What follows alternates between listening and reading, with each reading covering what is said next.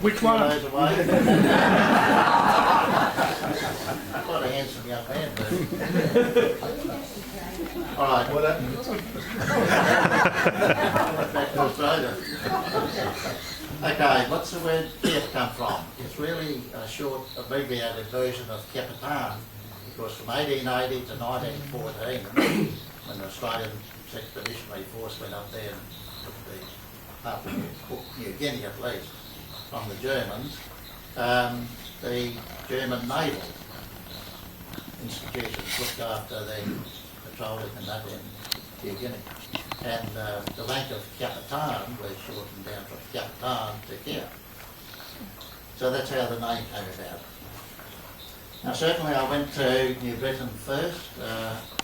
Well, I don't want to dwell on that because I want to get into the nomad area where I think you'll find that more interesting.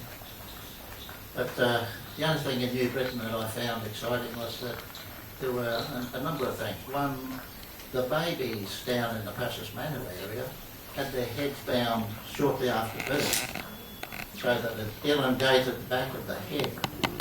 Now our medical people found that that didn't in any way damage the brain of the child, and so we allowed it to continue on as a custom.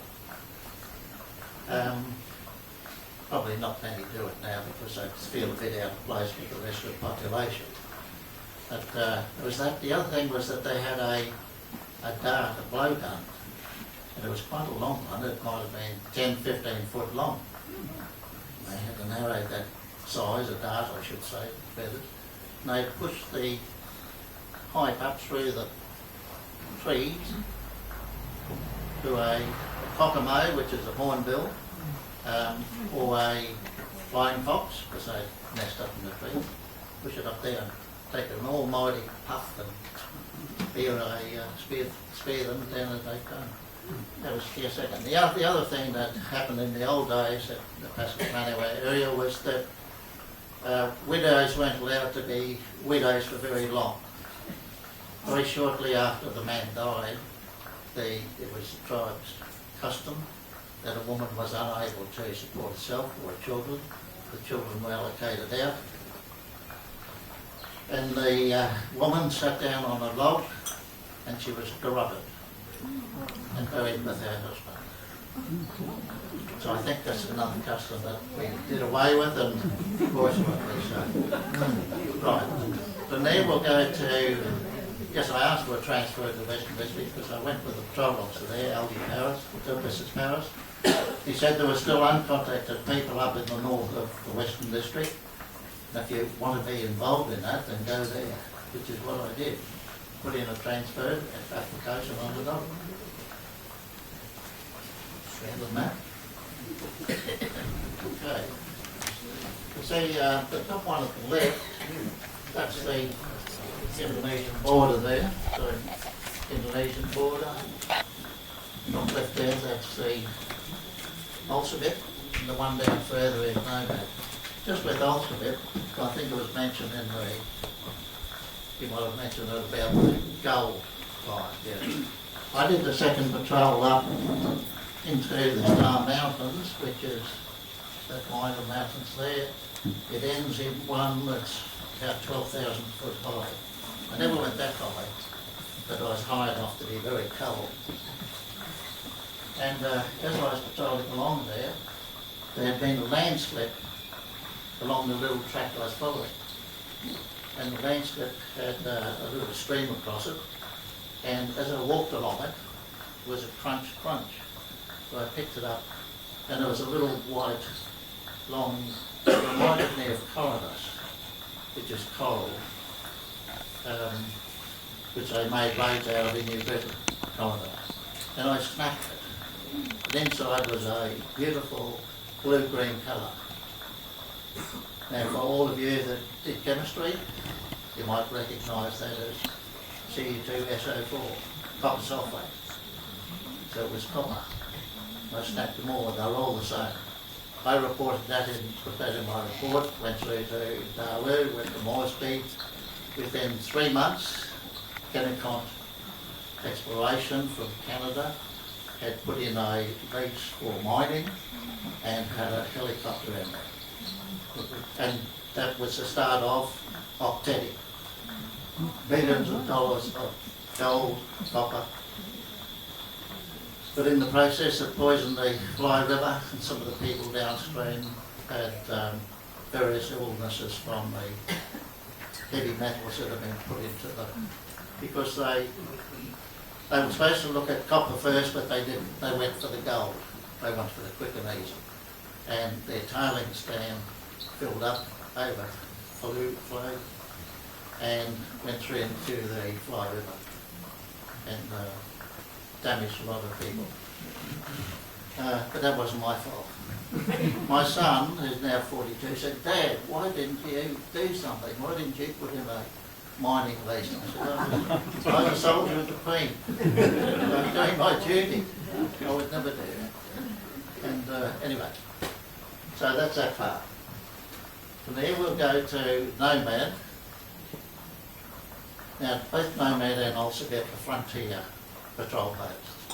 In other words, they'd only been established Alsgip since 63 and Nomad since 1963. So I arrived there about 66, so it was only about 3 years before after it was established. Now there were 3 tribes there, the Bidamuni, the Biami, the Kabusi, or Tabasi. And then a new one came in. That was the Damani. And the Damani tribe was us. Which is how they pronounced government. Damani government.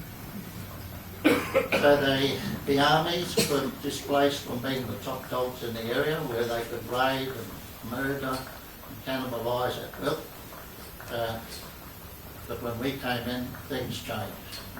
And they resented that. And we have quite often had attacks on our patrols. And I'm going to talk about one of those. But,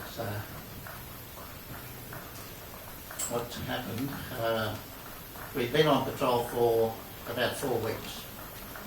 And we've been successful in some of the matters we have looked after apprehensions. But in the next week, we were looking for a person named Ali.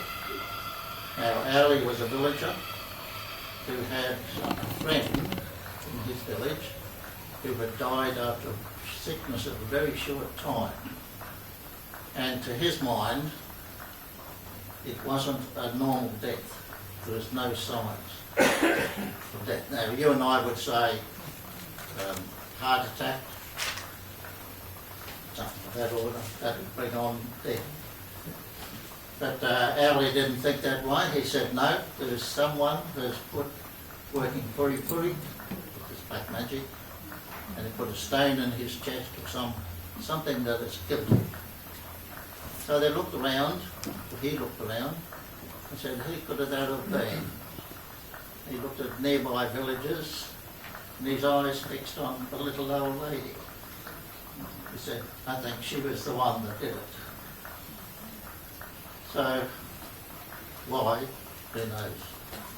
Might have glanced at him once or what?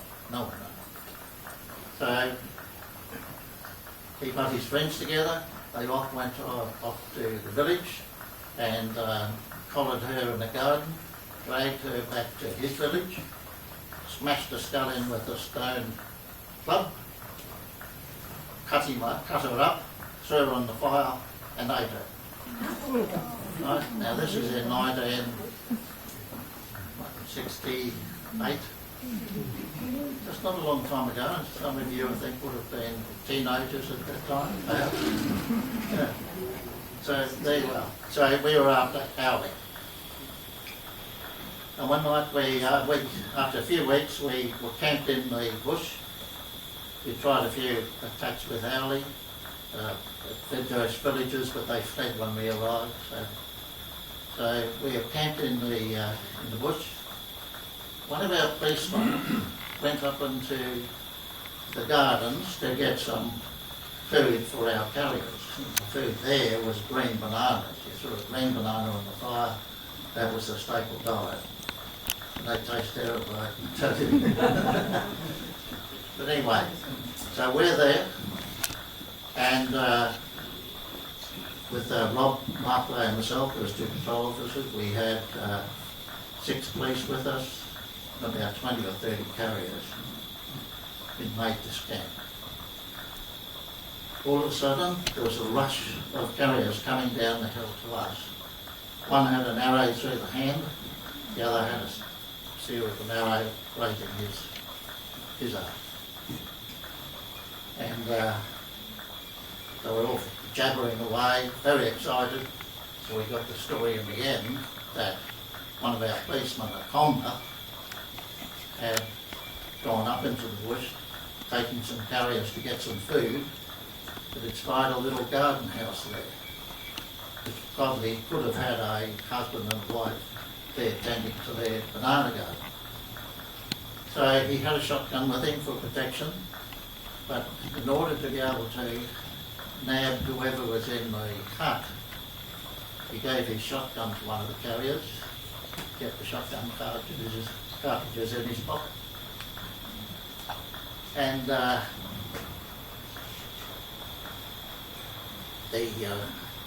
carriers that came back said that we last saw a comber, he was cut. He was on the top side near the house.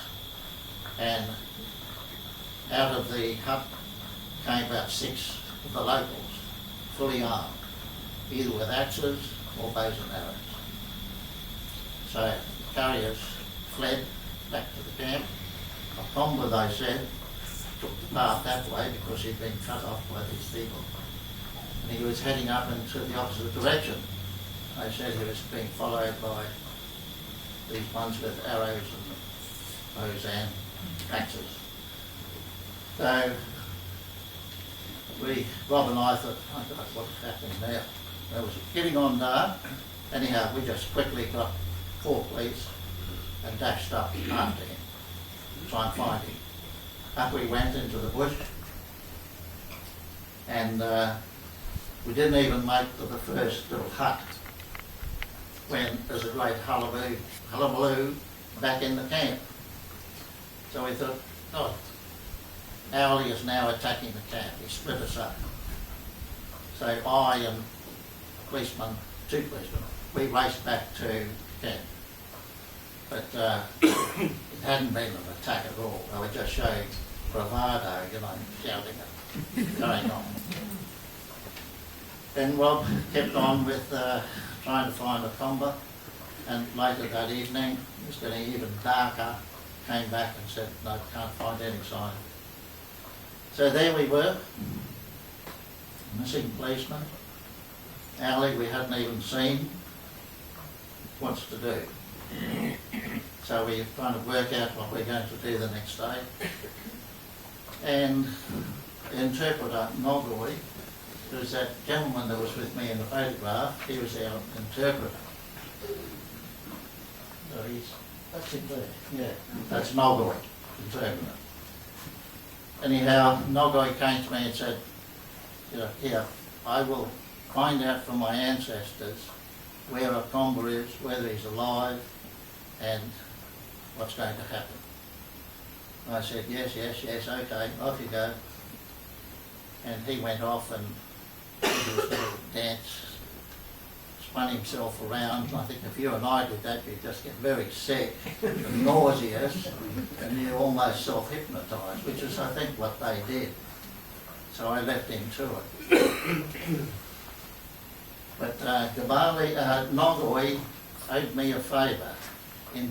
That's why I came and offered to do this.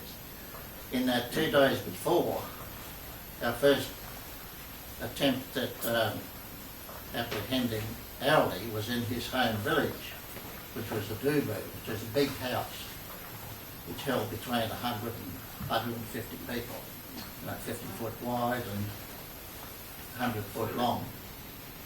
And we had camped outside of the other side of the river and had a sleep there. We're going to Owlie's village to try and apprehend him. So we cut through the bush at night, about 3 o'clock in the morning, got close enough, and we should have been able to get there, surround it, and call on Audi to come out